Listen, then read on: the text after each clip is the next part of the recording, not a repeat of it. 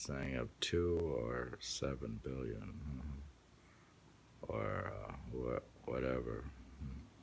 But anyways, it's from Befriend the Mind, satsang.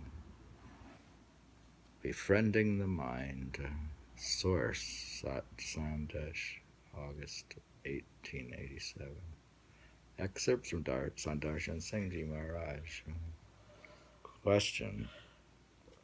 Master, I have a question. It has to do with my mind. It does not happen during meditations, but sometimes my mind has negative thoughts, all sorts of thoughts, and immediately my mind dispels them, puts them down as rubbish, and is repulsed by them. I repeat the charge names, and in my imagination, I put the thoughts into the garbage where they belong. But why does the mind come up with such thoughts, and what's the best way to handle them?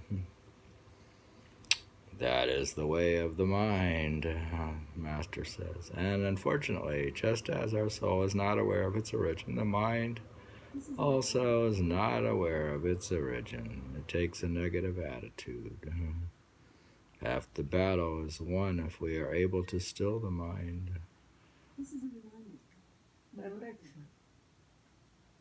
There's only one way to still the mind. Alexa speaks. When why is Alexa speaking? Is she the mind? She's the mind, it seems. She's talking of the mind. Don't say her name, dear, because she thinks she may be the mind. We'll call. If you say her name, she's going to start talking to you. Alexa is listening to the satsang of the Master, so let's see if she learns anything. Sorry, I'm not sure about that. I wasn't supposed to say her name. She's not sure about what I'm saying. That's interesting. Okay, don't make it now. Be serious. Oh, it adds some color, huh? It takes a negative attitude. Half the battle is won if we are able to still the mind. There is only one way to still the mind, and that is to repeat the 5 charged names in sweet remembrance of the Masters. He doesn't say one master, he says the Masters. Yeah. Does that include all of them? Whenever you have any difficulty, you find that the mind is running amok. Start repeating the 5 charged names mentally. Then the mind will become still and will be a helping factor in our meditations. With the times, terminology changes. The basic teachings remain the same, but the way of expression changes. If you read the old scriptures, you will find that they say, quote, fight the mind. Now, however, masters have changed the terminology.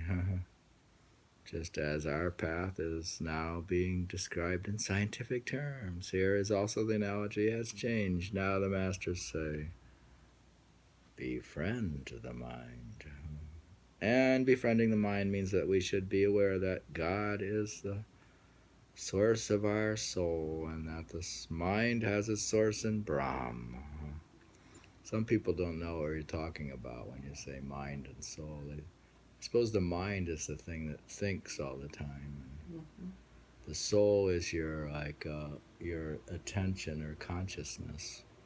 So, a lot of people don't assume a separation of the 2 sources. But that's how I would say it is. The mind is the thinking thing and the soul is the attention. And befriending the mind means that we should be aware that God is the source of our soul and that the mind has its source in Brahm. Some people that Brahm is God, but Brahm's a lower God. Let us say we have to go to the Qutub Minar, the highest tower in Delhi, built in 5 levels. You and I have to go to the 5th story, and we have a friend who has to go to the 3rd story. So the saints say that first we should realize that we have to go to the 5th story, the level of pure soul. because our eternal home is there. That is the place where we have to go to attain communion with God.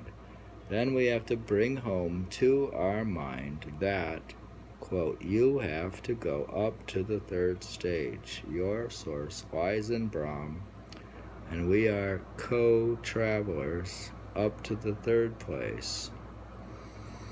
So they're like traveling companions. So we could drop him off in Morocco and go on to Egypt, basically. So, should we drop him in Morocco?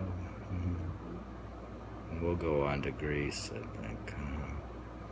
If our soul understands where its source lies and our mind also understands where its source lies, then they are co-travelers on the same path. So why wouldn't they cooperate? They should cooperate. They don't always cooperate. If they're good co-travelers, you don't fight each other. Our mind and our soul should help each other. Imagine we are flying by Lufthansa from New Delhi to Chicago. We are traveling together. I have to go to Chicago, and you have to go to Frankfurt. Now, while we are traveling, we can talk about our path. We should talk about our difficulties. We should talk about the joys and the bliss that we have been enjoying on our path, or the difficulties that we have been encountering. So we can talk. We can enjoy our common experiences, and we will be building a bridge from eyes to eyes and heart to heart. Let us start from New Delhi and move on to Frankfurt. And in the process, let us become friends. When we do reach Frankfurt, we can ask our friend, do you think you have to go farther? And he says, yes, but I say, you cannot go. He says, you are right, I am within my limitations. I say, all right, I have to go. I have broken off those shackles which bind me to Frankfurt. You have a visa only up to Germany. I have a visa up to Chicago. So, I will say bye-bye. And I will proceed on my journey. This is what actually happens with the mind and the body and the soul. With the passage of time, the saints change the terminology.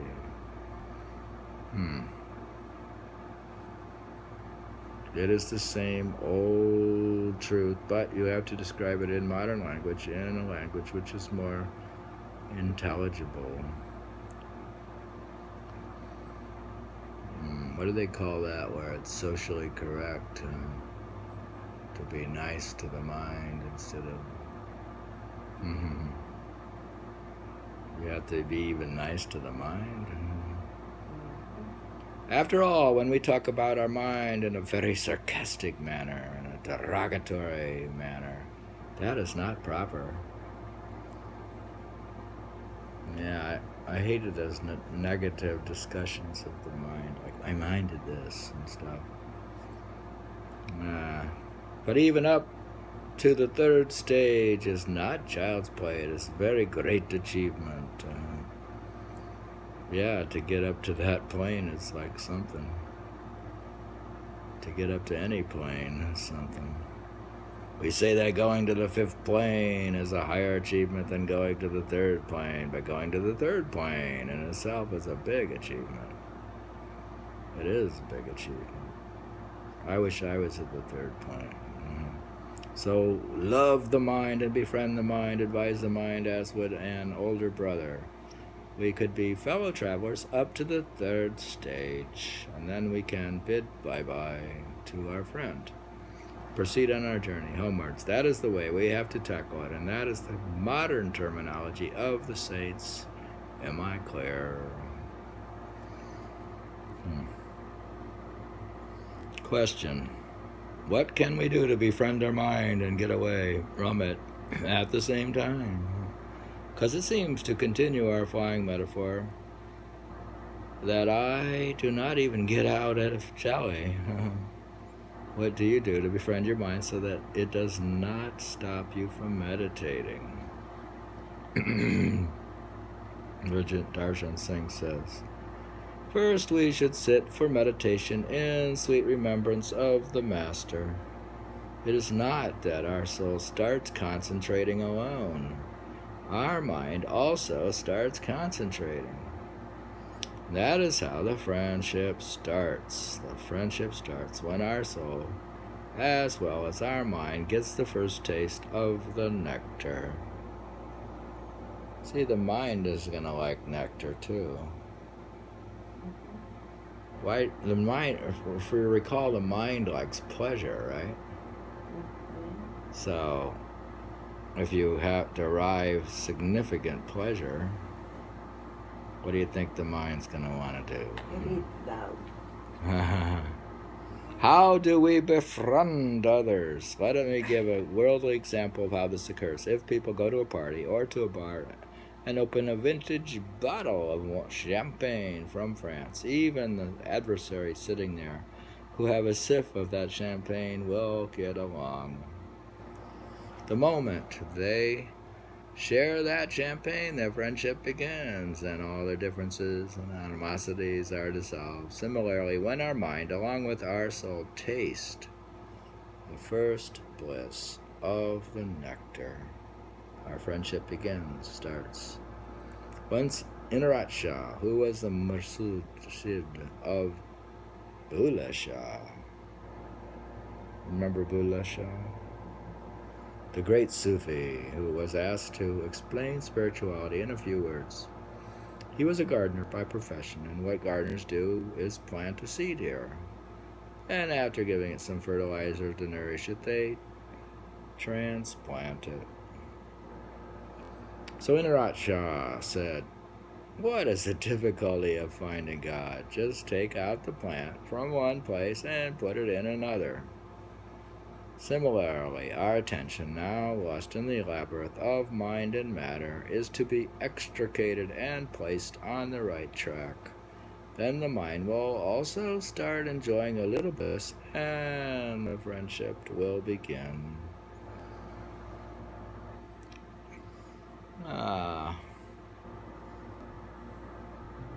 If the mind enjoys meditation there, it's going to go along with it all. So, befriending the mind is the topic of this globalized satsang of one or two people. Even one person can constitute a satsang. If I was reading and there was, if I was the listener, I could listen to my satsang. Go ahead and do it. So you can have a satsang with one person present, because my mind could listen to my soul reading the satsang, and they could be friends together at the satsang of one. I'm reading Befriending the Mind.